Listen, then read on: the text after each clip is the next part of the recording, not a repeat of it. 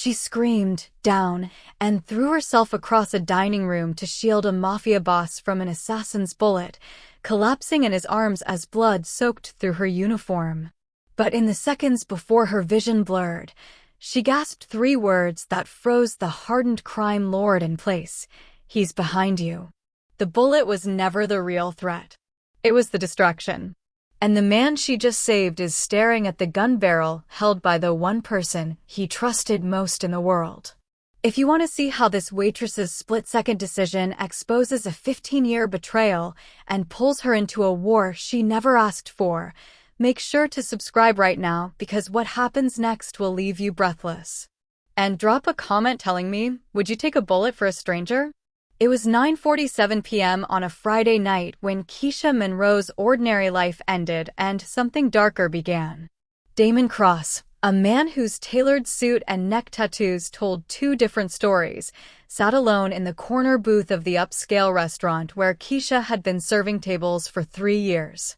He'd been there exactly 43 minutes, barely touching the whiskey in his glass, his dark eyes tracking every person who entered or left. His fingers tapped against the white tablecloth in a rhythm that suggested impatience or violence or both. That's when Keisha, a waitress with exhausted eyes and medical debt she'd never escape, made a choice that would obliterate her old existence forever. Through the restaurant's tall windows, she saw it. The crimson pinpoint of a laser sight cutting through the ambient golden light. A targeting beam fixed directly on the man sitting 15 feet away from her. Without thinking, without hesitating, Keisha screamed one word that shattered the elegant atmosphere like breaking glass. Down. Her body launched forward, champagne flutes crashing from her tray as she dove across the table. The bullet hit her before the crystal finished shattering on marble floors. The entire restaurant went silent. Every conversation stopped. Every breath held. Keisha collapsed against Damon's chest, her pressed uniform blooming crimson. The warmth of her own blood soaked through to her skin as her legs gave out beneath her. For a moment, she couldn't breathe, couldn't think, could only feel the sharp burning pain spreading through her shoulder and the stranger's arms catching her before she hit the ground. But instead of panicking, instead of screaming, Keisha's eyes locked onto Damon's face. And she saw something there that terrified her more than the gunshot wound. Not gratitude. Not shock. Horror. His gaze wasn't on her. It was fixed on something behind her, something that made his entire body go rigid with a fury she could feel radiating through his suit jacket. Keisha forced her head to turn, forced herself to follow his stare through the haze of pain. And she saw him. Silas Reed. The enforcer who'd been sitting 3 tables away all evening, the man she'd served appetizers to an hour ago. Standing now with a silenced pistol in his hand, aimed at the exact spot where Damon's head had been moments before. That's when Keisha understood. The laser sight through the window. The sniper somewhere in the darkness outside. It was all theater. The real killer had been inside the restaurant the entire time, hidden in plain sight, waiting for Damon to focus on the external threat so he'd never see the bullet coming from his most trusted friend.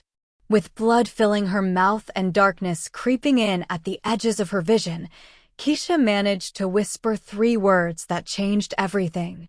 "He's behind you." Damon's hand moved to the gun at his waist, but Silas was already backing toward the kitchen entrance, his weapon still trained on them both.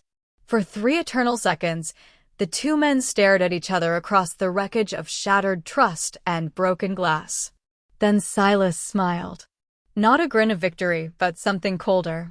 The smile of someone who'd been planning this moment for longer than Keisha had been alive. "She wasn't supposed to move," Silas said, his voice carrying across the silent restaurant with the precision of a confession. None of this was supposed to include her.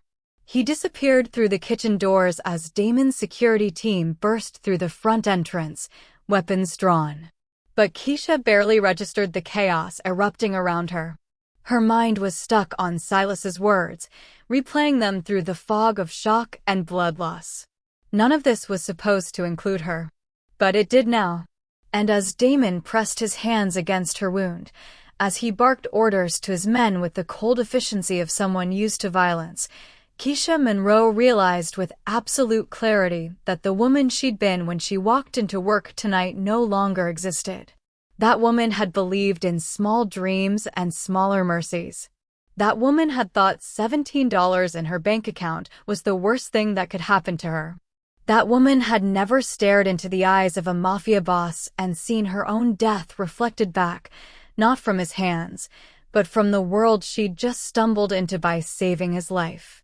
"Stay with me," Damon commanded, his voice cutting through her fading consciousness. But it wasn't a request. It was an order from a man who didn't accept refusal.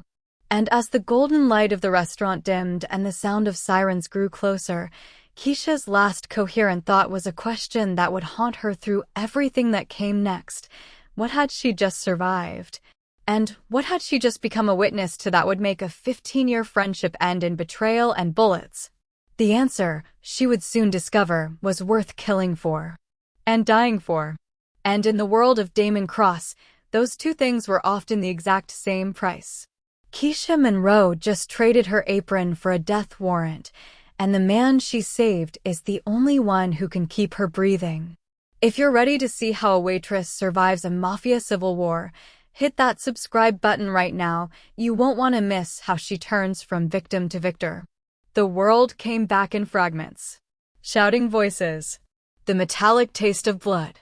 Hands lifting her with clinical efficiency that suggested this wasn't the first bullet wound they'd handled on a Friday night. Keisha's eyes fluttered open to find herself in the back of a black SUV, the restaurant's golden light receding through tinted windows. Damon sat across from her, his jacket discarded, his white shirt stained with her blood. He was on the phone, his voice low and lethal. "I want every camera feed from a 6-block radius. I want his car tracked. I want to know where he's been for the last 72 hours. I don't care what it costs. Find him." The vehicle took a corner hard enough to make Keisha gasp, fresh pain lancing through her shoulder. Damon's eyes snapped to her face, assessing. He ended the call without goodbye. "How bad?" she managed to whisper. "Through and through. You'll live." His tone suggested this wasn't necessarily good news. "Do you understand what you just did?" Keisha tried to laugh, but it came out as a wet cough. "Saved your life. Witnessed a coup." Damon leaned forward, his tattooed hands clasped between his knees. "Silas Reed has been my right hand for 15 years. The man who knows every safe house, every account number, every person I trust. And you just saw him try to put a bullet in my skull." The SUV descended into an underground garage, concrete and shadows swallowing them whole. When the doors opened, Keisha found herself in a space that looked more like a military bunker than a parking structure. Armed men in dark suits flanked the elevator as Damon's team carried her inside. The penthouse medical suite was sterile and efficient. A gray-haired man with steady hands didn't ask questions as he cut away her uniform and began cleaning the wound. Keisha watched the blood-soaked fabric fall to the pristine white floor and felt something inside her break that had nothing to do with the bullet. "My apartment," she said suddenly, grabbing the doctor's wrist. "My keys were in my apron pocket." At the restaurant.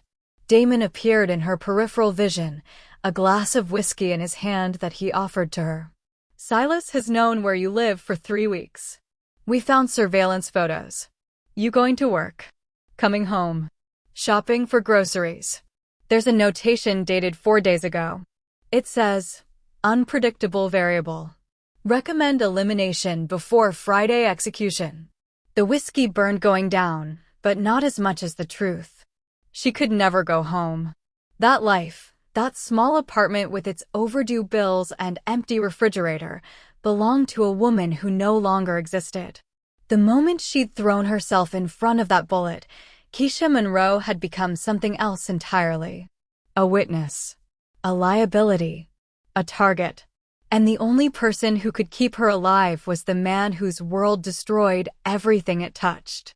Keisha woke to find Damon standing at floor-to-ceiling windows. The city sprawled beneath him like a kingdom he'd forgotten he owned. Dawn bled through the glass, turning his silhouette into something almost human. Almost. "You should be resting," he said without turning. "Hard to sleep when someone wants you dead." She pushed herself upright, biting back a gasp as fire spread through her shoulder. The penthouse bedroom was larger than her entire apartment, all dark wood and cold luxury. "How long was I out?" 6 hours. Damon finally turned, and in the morning light she could see the exhaustion carved into his face. He'd aged a decade overnight. "Come.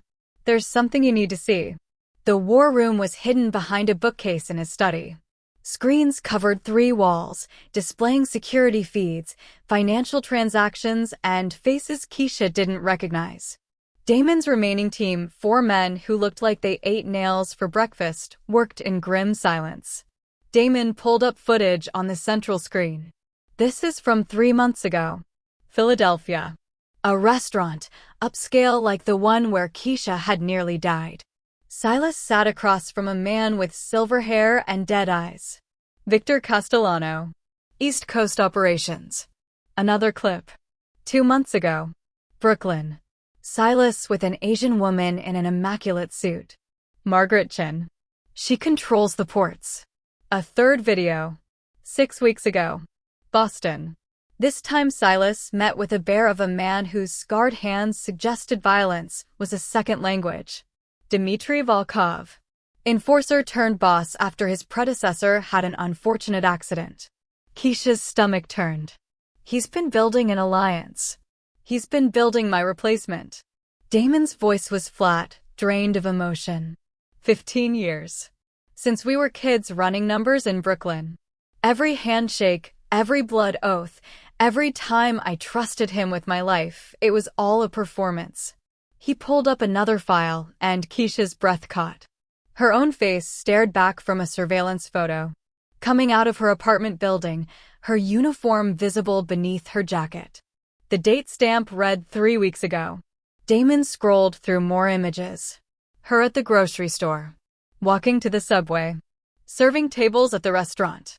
Each photo was clinically composed, the work of a professional. Then he opened the accompanying report. Keisha leaned closer, reading words that turned her blood to ice. Subject: Keisha Monroe. Age 28. Occupation: waitress.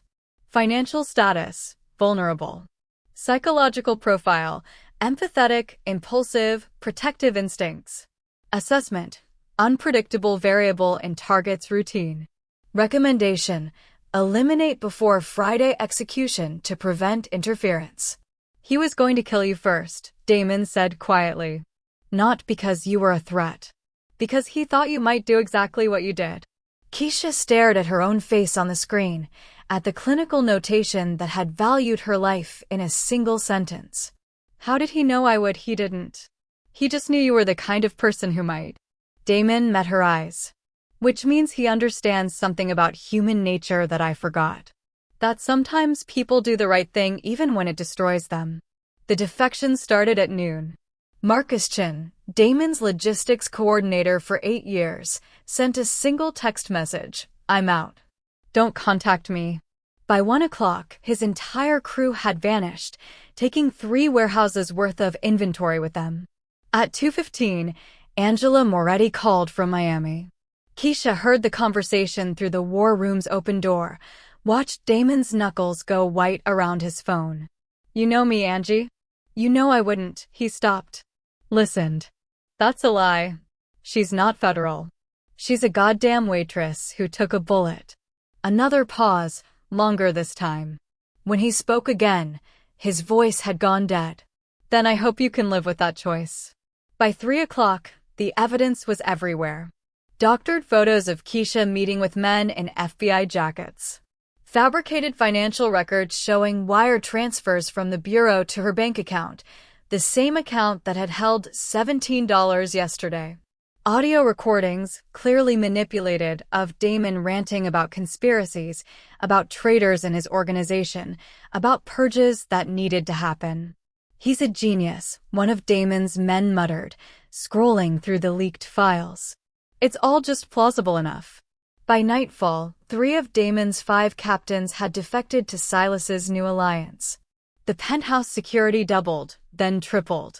Keisha watched armed men transform the luxury apartment into something that felt more like a tomb. "You need to learn to shoot," Damon said, appearing in her doorway as darkness claimed the city. He held a compact Glock, handle extended toward her. "Silas knows this building. He helped me secure it 5 years ago. Which means he knows every weakness." Keisha's hand trembled as she took the weapon. You threw yourself in front of a bullet without hesitation. Pulling a trigger should be easy."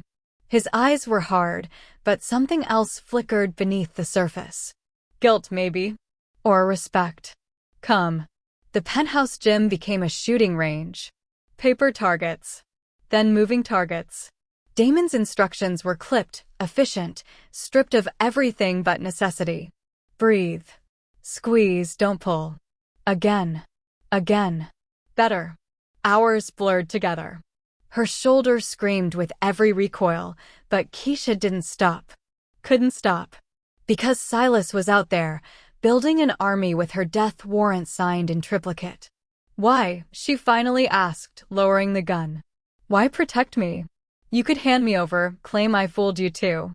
Save your empire." Damon was quiet for a long moment, staring at the shredded targets. "Because you're the only person in 15 years who saw the truth when I couldn't. Because you saved my life when you had every reason not to." He met her eyes. "And because if I let Silas win by sacrificing you, then he was right about me all along. That I'm just another monster who uses people until they're no longer convenient." Outside, the city glittered with false promises. Inside, Keisha Monroe learned to become someone who could survive in the dark. Keisha's mother died on a Tuesday, 3 months after the doctors said she had 6 months left. Cancer didn't care about timelines or medical bills or daughters who worked 70-hour weeks trying to make miracles happen with prayer and credit cards. The memory surfaced as Keisha cleaned her gun at 3 in the morning, unable to sleep. Her mother's hand, paper-thin and cold. The monitor's flatline. The doctors practiced sympathy that meant he delivered this speech 1,000 times before. "You did everything you could." But she hadn't. There were experimental treatments she couldn't afford. Clinical trials in other states she couldn't reach. 1,000 small impossibilities that added up to one brutal truth. Her mother died because Keisha Monroe wasn't enough. "You're thinking too loud," Damon said from the doorway. He held 2 mugs of coffee, offering one like a peace treaty. "Can't sleep in a cage." She took the mug, grateful for the warmth. Even a gilded one. He settled into the chair across from her, and for a moment they were just 2 insomniacs haunted by ghosts. "Tell me about her." "Your mother." So Keisha did. The double shifts. The collection agencies. The impossible arithmetic of trying to save a life with minimum wage and maxed out credit. How her mother had smiled through the pain and told her it wasn't her fault, even as they both knew that money would have made the difference. "She taught me that you do the right thing even when it costs you everything," Keisha said quietly. "Which is probably why I threw myself in front of that bullet without thinking. Some lessons don't leave you." Damon was silent for a long time, staring into his coffee like it held answers. "Silas and I met when we were 14. 2 street kids running errands for men who'd kill us if we screwed up." His voice was distant, remembering. "We made a pact in a Brooklyn basement, cut our palms, and swore we'd never betray each other. Brothers before blood." What changed? Power. The word hung between them like an accusation. I rose faster than he did. Made connections he couldn't. By the time I was 25, I was running territory. He was still my enforcer, but the gap kept widening. Damon's jaw tightened. I thought loyalty was enough. That our history meant something. "When did he decide to kill you?" "Probably years ago." Damon pulled up a file on his phone, showed Keisha a photo. 2 teenagers, lean and hungry, arms around each other's shoulders. Brothers. "But I think the moment was when I took over the eastern seaboard 3 years ago." He smiled and congratulated me. And I was too blind to see it was the smile of someone planning a funeral. The brothers have become enemies, and the clock is ticking for the woman stuck in the middle. If the tension of this betrayal is gripping you, make sure you're subscribed. The final showdown is just minutes away, and the trap is already being set. Keisha studied the photo, seeing echoes of the man who'd pointed a gun at them. My mother used to say that some people mistake patience for loyalty. That they'll wait years for the right moment to show you who they really are. Smart woman. She was. Keisha set down her coffee, meeting Damon's eyes. She also said that you can't choose your circumstances, but you can choose who you become in them.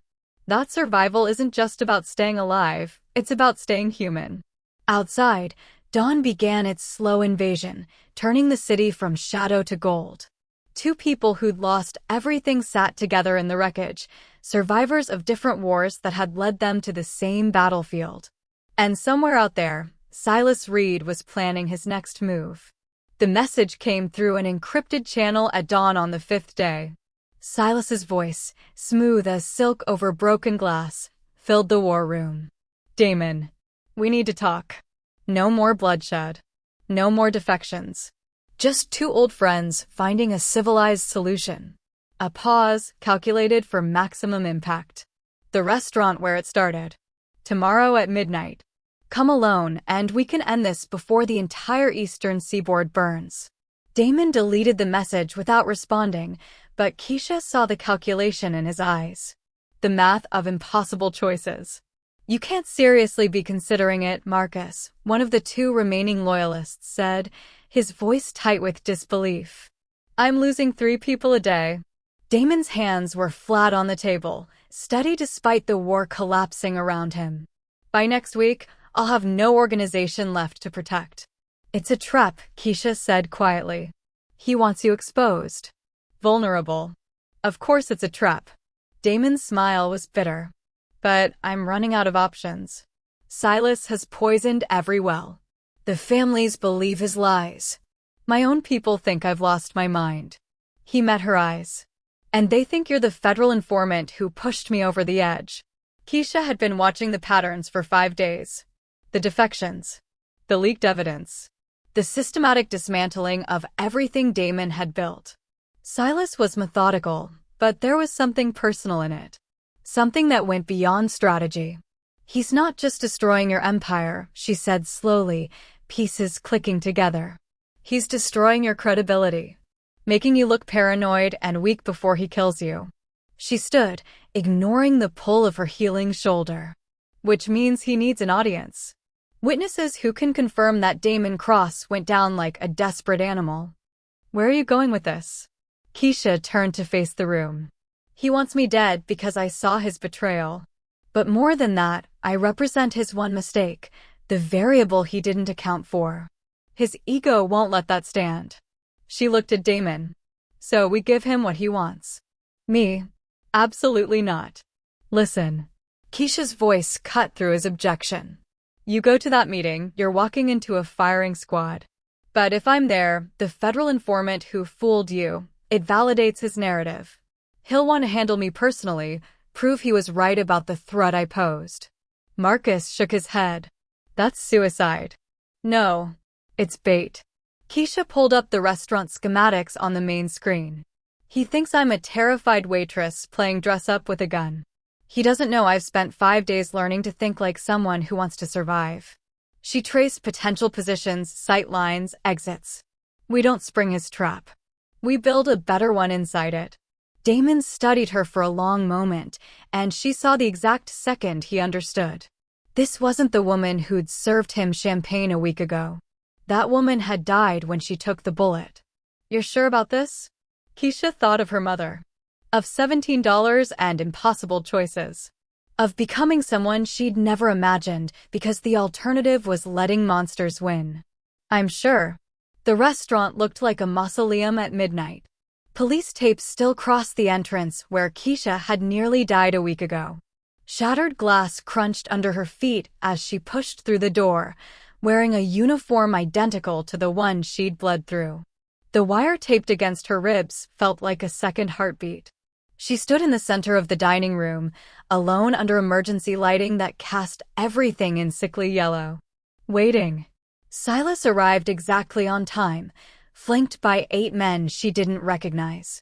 He stopped when he saw her, genuine surprise flickering across his face before settling into something uglier.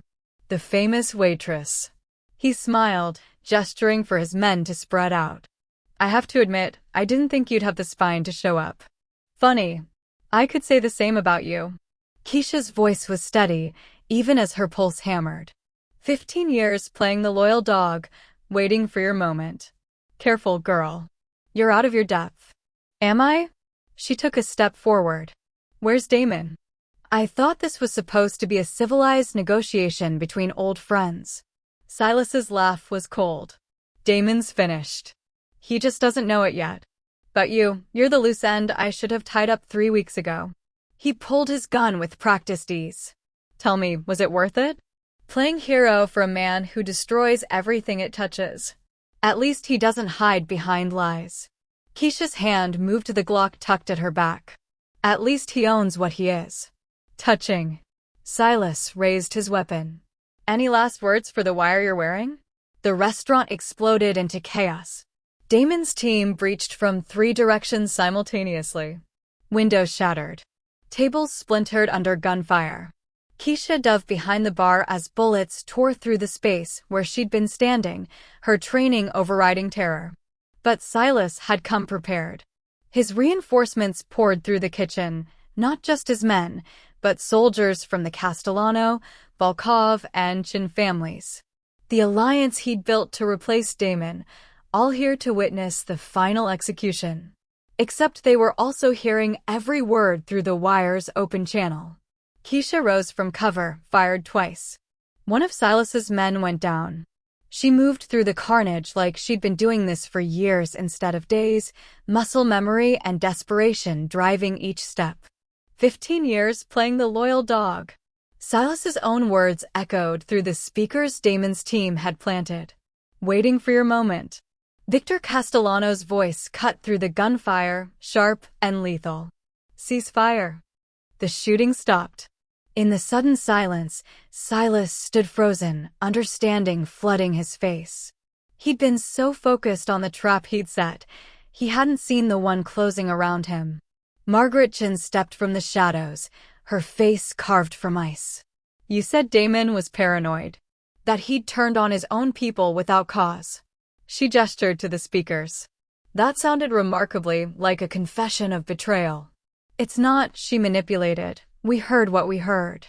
Dmitry Volkov's scarred hands rested on his weapons. The old codes exist for a reason, Reed. You don't build an empire on lies about brotherhood. The restaurant looked like a war zone in the gray light of dawn. Bullet holes peppered the walls where elegant artwork had hung. Shattered crystal crunched underfoot like snow. Blood stained the white tablecloths Keisha had smoothed with her own hands 1,000 times before. Silas Reed's body had been removed an hour ago, carried out by the same families he'd tried to manipulate. Dmitry Volkov had executed him personally, a single shot, clean and professional. The old ways, he'd said, holstering his weapon. Betrayal of this magnitude demands immediate justice. Justice has been served, but at a heavy cost. Thank you for staying until the end of this journey with Keisha and Damon. Before we see their final moments together, tell me in the comments, do you think she made the right choice to stay in his world? The alliance had dissolved as quickly as it formed. The families retreated to their territories, the brief cooperation already fragmenting into old rivalries. But they'd left Damon alive. Wounded, diminished, but breathing. Keisha found him sitting in the corner booth where this had all started, staring at nothing. His suit was torn, blood, not all of it his own, darkening the fabric. He looked like a king surveying ruins that used to be a kingdom. She picked her way through the wreckage to the espresso machine. Miraculously, impossibly, it still worked. The familiar hiss and aroma of brewing coffee felt obscene in the devastation, reminder of normalcy that no longer existed. Black, right? She said, carrying 2 cups to his table. Damon's smile was exhausted. You remember. I'm a waitress. Was a waitress. Keisha slid into the booth across from him, the motion achingly familiar despite everything that had changed. Old habits. They drank in silence as sunrise bled through the shattered windows, turning broken glass into scattered diamonds. Outside, the city woke to another day, oblivious to the small war that had ended in this restaurant. I lost 18 people last night, Damon finally said. Good people who followed me into hell because they believed I was worth it. Silas would have killed more if he'd won. Maybe. He set down his cup.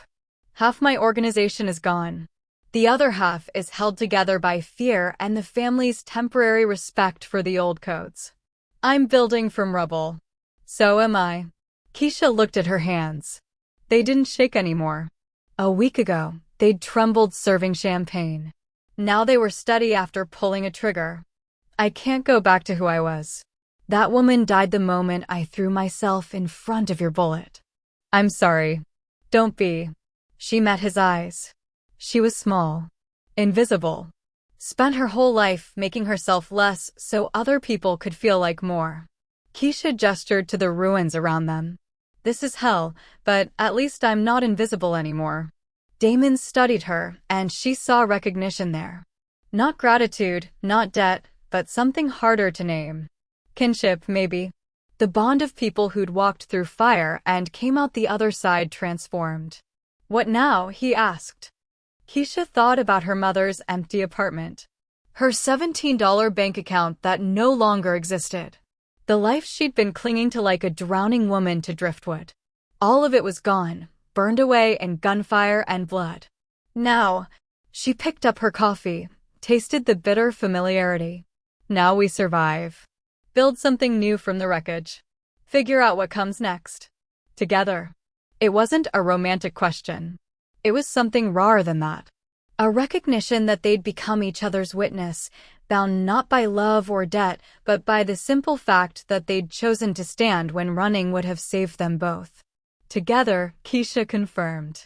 Outside, the sun finally cleared the horizon, flooding the destroyed restaurant with golden light. It illuminated every scar, every wound, every mark of the violence that had reshaped their lives. But it also illuminated two people still sitting across from each other, still breathing, still fighting. The empire was broken. The future was uncertain. But they were alive. And sometimes, in the darkest moments, that was victory enough.